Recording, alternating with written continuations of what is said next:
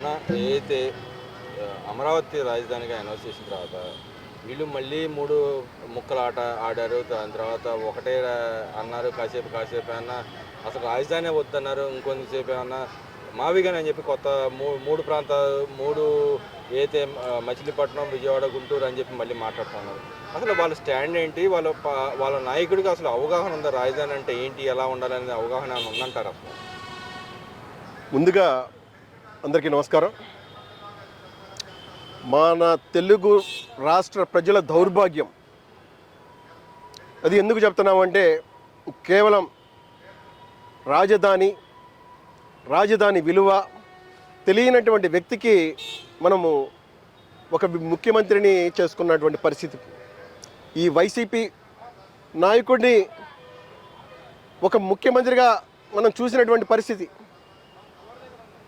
కనీసం రాజధాని ఒక ఆలోచన, రాజధాని అంటే రాష్ట్రానికి ఒక ముఖ్యమైనటువంటి పరిపాలన అందించేటువంటి పరిపాలనా భవనాలతోటి ఒక అందమైనటువంటి నగరాన్ని సృష్టించి భవిష్యత్ తరాలకి ఏ విధంగా మనం ఒక రాజధాని నిర్మాణంతో నవ సమాజ నిర్మాణానికి నాంది కల్పిస్తూ ఒక విజనరీ ఉన్నటువంటి లీడర్ని వాళ్ళు చూస్తున్నాం. అంతకుముందు ఉన్నటువంటి ఆ విజనరీ లీడర్ని ఈ రోజున చూస్తూ ఉన్నాం. వాళ్ళకి రాజధాని విలువ తెలియదు.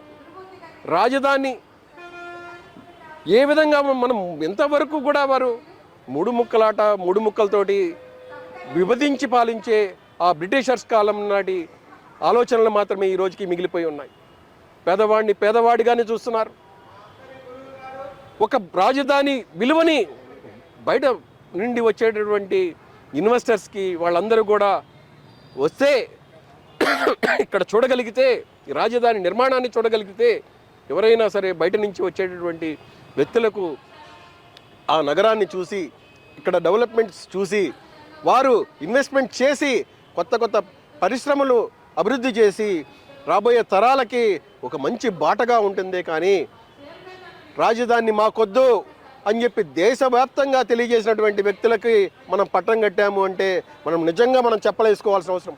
ఆ రోజున అంటే ఇక్కడ మనం చూసుకుంటే వాళ్ళు అంటా ఉన్నారు, జనాలందరూ మావిగాని మెచ్చుకుంటా ఉన్నారు, దాన్నే కోరుకుంటా ఉన్నా కూడా ఈ సైకో ముఖ్యమంత్రి గారు చంద్రబాబు నాయుడు గారు సైకోలుగా ప్రవర్తిస్తున్నాడు.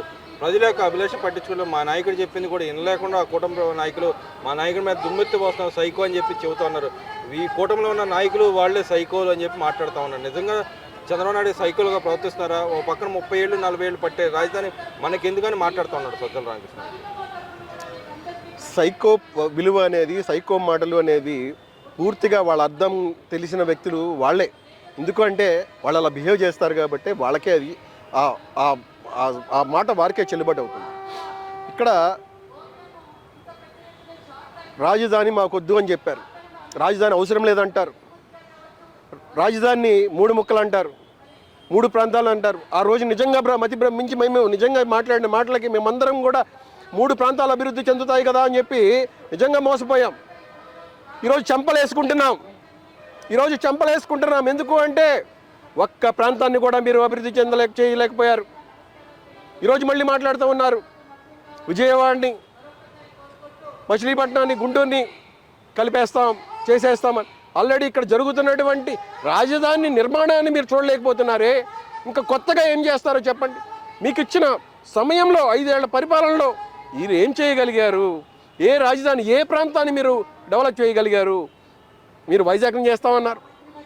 వైజాగ్లో భరత్ గారికి, ఎంపీ గారికి ఈ ప్రజలు ఇచ్చినటువంటి ఒక్కసారి మెజారిటీని చూస్తే, 5 లక్షల పైగా వారికి ఇచ్చినటువంటి మెజారిటీని చూస్తే, పల్లా శ్రీనివాస్ గారికి అత్యధిక రాష్ట్రంలోనే అత్యధిక మెజారిటీ ఇచ్చినటువంటి ప్రాంతం వైజాగ్. అంటే ఈ ప్రజలందరూ కూడా వైజాగ్ని మీ వైఎస్ఆర్సీపీ నాయకులు కూడా మీరు హర్షించట్లేదనేది ఒక్కసారి తెలియజేసుకోవాల్సిన అవసరం ఎంతైనా ఉంది. అంటే ఇక్కడ మనం చూసుకుంటే అమరావతి క్షేత్రలాగా వాడుకున్నాడు చంద్రబాబు నాయుడు గారు. అటు దాచుకోవడం లాగా చూస్తాను. మేము చెప్పింది చాలా తక్కువలో అయిపోద్ది. 110 కిలోమీటర్ రేంజ్లో ఉన్న ఇది మావిగన్నే గొప్పది అని చెప్పి పదే చెబుతున్నారు వాళ్ళ నాయకులు. అలాగే చూసుకుంటే 110 కిలోమీటర్ల రేంజ్లో ఉన్న రాజధానిలో ఇప్పుడు కట్టడానికి ఏం లేదు, అంతా డెవలప్ అయి ఉంది కాబట్టి అక్కడ పెడితే బాగుంటుందని చెప్తున్న నాయకులు అక్కడ ఏ ప్రాంతంలో వెళ్ళి ఒక సామాన్యుడు వెళ్ళి అజీయించుకోవడానికి ఎక్కడైనా అవకాశం ఉంటుందంటారు, లేకపోతే ప్యాలెస్కి వచ్చి మళ్ళీ ప్యాలెస్ చుట్టూ తిరగాల్సిన పరిస్థితి ఉంటుంది అంటారు? ప్యాలెస్ చుట్టూతా కంచె వేసుకొని వాళ్ళ ఎమ్మెల్యేలు వాళ్ళ ఎంపీలు రావడానికే అపాయింట్మెంటే వాళ్ళకి దొరకట్లేదు. సామాన్యుడు వచ్చి ఏ కంచె దాటి ఎక్కడికి వెళ్ళగలరండి? ఏ వినతి పత్రం ఏ ఆఫీస్కి వచ్చి ఎక్కడికెళ్ళరండి? ఏ 110 కిలోమీటర్ల విస్తీర్ణంలో రాజధాని కడితే అయిపోతుంది, ఓకే కట్టేస్తాం. ఈ 110 కిలోమీటర్ల ఇంత చిన్న ఇల్లు చూసి, ఇంత చిన్న పరిపాలన చూసి ఏ ఇన్వెస్టర్ అయినా రాగలడా? ఎవరైనా పరిశ్రమలు పెట్టగలరా? ఏ నమ్మకంతో వస్తారు ఇక్కడికి? రాష్ట్ర ప్రభుత్వం ఏ విధంగా దీన్ని మనము రాష్ట్ర ప్రభుత్వాన్ని ఈ రాజధాని చూసి ఏ ఇన్వెస్టర్ వచ్చి ఇక్కడ ఇన్వెస్ట్ చేయగలరు చెప్పండి? రాష్ట్రాన్ని విచ్ఛిన్నం చేయడానికి మాత్రమే మాటలు, వీళ్ళ మనుగడని కాపాడుకుంటాకే మాత్రమే వీళ్ళ మాటలు. ఈ రోజున మా మహాకూటమి ప్రభుత్వం యొక్క ఆలోచనలు విధి విధానాలను ఈ రోజున పరిశీలించినట్టయితే రాష్ట్రాన్ని ఏ విధంగా అభివృద్ధి ఏ విధంగా చేయాలి అనే ఆలోచనతో మాత్రమే ఈరోజు పనిచేస్తూ ఉంది.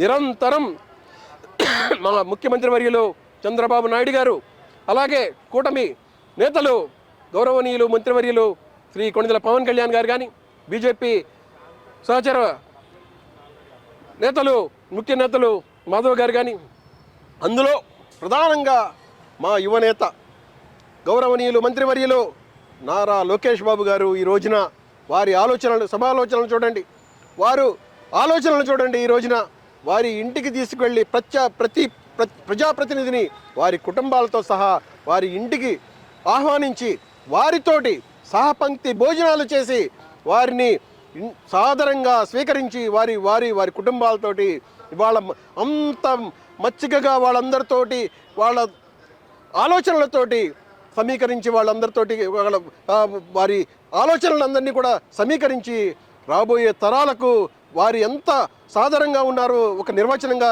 వాళ్ళు చూపించుకుంటూ ఉన్నారు. కనీసం వాళ్ళ కుటుంబాన్ని అంత సహచర్యం స్వీకరిస్తున్నారు, మనం ప్రజలందరూ కూడా వీక్షిస్తున్నారు. అదే వారి ఇంట్లో మీ నాయకుడు ఉన్నటువంటి పరిస్థితి, జగన్మోహన్ రెడ్డి నాయకుడి ఇంట్లో వారి అమ్మని వారి చెల్లిని కనీసం వారి ఇంటికి పిలిపించుకొని వారి సొంత ఇంటికే న్యాయం చేయలేని వ్యక్తి ఈ రాష్ట్ర ప్రజల్ని ఏ విధంగా న్యాయం చేస్తాడు అనేది వాళ్ళ చెల్లి కూడా నేను అడుగుతోంది. గన్ కల్చర్ ఎందుకు జగన్మోహన్ రెడ్డి గారు, ప్రజలు పాలించమని నీకు ఇచ్చిన అధికారం, గన్ కల్చర్ ఎందుకు, చంపేస్తాం నరికేస్తాం విధ్వంసం ఎందుకు అని చెప్పి అడుగుతాను. ఇంకో పక్కన ఏదైతే మీరు గత 5 ఏళ్ళు మీకు 5 సంవత్సరాలు పరిపాలన ఇచ్చారో అప్పుడు ఎందుకు చెప్పలేకపోయి ఇప్పుడు ఎందుకు మావిగా నన్ను మాట్లాడదు, దాన్ని చూస్తే నవ్వుకుంటున్నారు ప్రజలందరూ అని చెప్పి మాట నిజం ఎంత ఉందంటారు దాంట్లో? నిజంగానే దానికి సమాధానం చెప్పగలంటారు జగన్మోహన్ రెడ్డి గారు? 200% కరెక్ట్ అండి. ఎందుకంటే స్వయాన ఒక చెల్లి వారి మనసులోనిటువంటి బాధ, వారు అనుభవించినటువంటి బాధ, వారి చెల్లి సొంత చెల్లి తల్లి వారి మనోవేదన ఎప్పుడు కూడా ఏ తల్లి కూడా ఏ ఆడబిడ్డ కూడా ఎప్పుడు కూడా తన సోదరుల్ని తన కొడుకుని ఎప్పుడు కూడా ఎలాంటి ఎంత కఠినాత్ములైనా సరే వదులుకోరు. కానీ వారి ఈ తల్లి చెల్లి ఇంత బాధపడుతున్నారు అంటే వారి ఇంకెంత వాళ్ళ ఇంట్లో వాళ్ళు బాధపడి ఉన్నారు మన ప్రజలందరూ కూడా వీక్షిస్తున్నారు. కనీసం సొంత చెల్లికి తల్లికి న్యాయం చేయలేని ఒక వ్యక్తిని ఈ రోజున మన ప్రజలందరూ కూడా మనం గ్రహించి ఒక వ్యక్తిని మనము ఎలాంటి వ్యక్తిని మనము గుర్తించాల్సిన అవసరం ఎంతైనా ఉంది.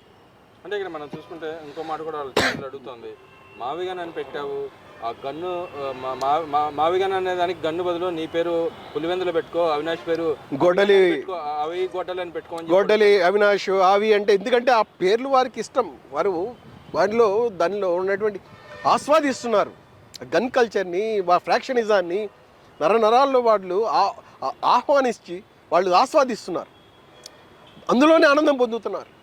ఆ సైకో అన్నారు కదా, సైకో అంటే ఎలా ఉంటుంది పరిస్థితి? ఎవరినైనా రాక్షసత్వంగా ఎవరినైనా కిరాతకంగా ఏదైనా అరాచకాలు జరుగుతూ ఉంటే అప్పుడు వాళ్ళని సంతోషిస్తూ ఉంటారు, అలాంటి వాళ్ళని సైకోలు అంటారు. ఇక్కడ గొడ్డలి గన్ను ఈ కల్చర్ని చూపించి ఈ రోజున రాష్ట్ర ప్రజలందరినీ కూడా ఒక భయభ్రాంతులకు గురి చేసి వారందరినీ కూడా ఒక సైకో పరిపాలనలోకి నెట్టేసే పరిస్థితులు ఉన్నాయి తప్ప ఇందుకోసం ప్రతినిత్యం మా మహాకూటమి ప్రభుత్వం ఈరోజు ఇప్పటికీ కూడా మేమందరం కూడా ప్రతిరోజు కూడా ప్రజలందరికీ కూడా మేము కొమ్ము కాసుకొని వారందరినీ కాపాడుకోవాల్సినటువంటి పరిస్థితి మా భుజస్కంధాల మీద పెట్టినటువంటి పరిస్థితి. ప్రతిరోజు ఈ భారాన్ని మేమందరం కూడా మా రాష్ట్ర ప్రజల్ని కాపాడుకునే భారాన్ని మేమందరం మా భుజాల మీద మోస్తూ ఉన్నాం. అంటే బయ్యావుల కేసు గారు కూడా నిన్న మాట్లాడుతూ ఆయన కొన్ని వ్యాఖ్యలు చేశారు. దాంట్లో భాగంగా ఆయన చెప్తా ఉన్నాడు, గతంలో అయితే పరిటాల రవి కేసు సంబంధించిన దాంట్లో మన ఏదైతే కిరణ్ కుమార్ రెడ్డి గారు ఆ రోజు ఆయన చెప్పారు, ఒక స్పీకర్గా ఉండి ఆయన చెప్పారు, మేము దాదాపు 40 రోజులు ఈయన కాపాడుకోవడానికి ప్రయత్నం చేశాము, ఆయన చేసిన హత్యాకాండకు సంబంధించిన అంశంలో ఆయన ఉన్నాడు, ఇరుక్కుపోకుండా ఉంటాడు, కాపాడటానికి చేశాను రోషి గారి దగ్గర అన్నాడని చెప్పి ఆయన మాట నిజంగానే పరిటాల రవి హత్య కేసులో ముద్దాయిగా ఆయన ఉన్నాడంటారా? కొన్ని విషయాలు మనము సంఘటితంగా మనం తెలియనివి మనము పూర్తిగా మనం మాట్లాడలేము. కానీ కొన్ని విషయాల్లో మనము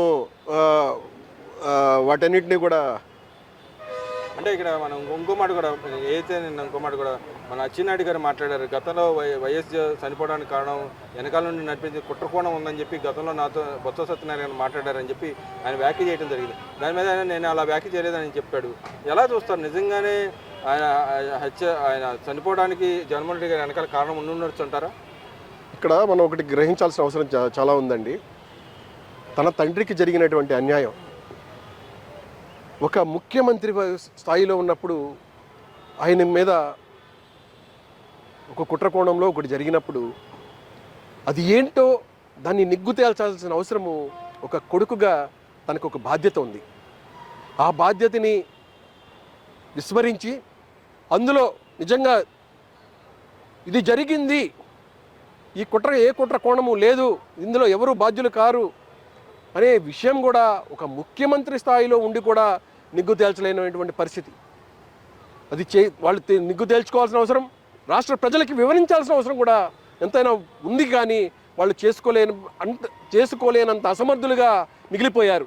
ఇంకో మాటకు వస్తే ఇక్కడ షర్మిల కూడా గతంలో బొత్స సత్యనారాయణ గారు నన్ను మన తండ్రిని మన తల్లిని తిట్టారు, కనీసం క్షమాపణ చెప్పుకొని నీ పక్కన పెట్టుకొని ఊరేగుతున్నా అని చెప్పి తిడతా ఉంది కదా, దాన్ని ఎలా దొరుకుతుంది? ఇక్కడ తప్పకుండా మనం బూతులు తిట్టి ఆ రోజున ఉన్న పరిస్థితులను బట్టి వాళ్ళు తిట్టారు. కనీసం ఈ రోజున నువ్వు దాన్ని సవరించుకొని వాళ్ళు ఎందుకు ఆ రోజున తిట్టవలసి వచ్చింది, ఈ రోజున ఎందుకు వీళ్ళని సమర్థించుకోవాల్సి వచ్చింది అనేది కొంత మనము క్షమాపణ కూడా చెప్పాలి.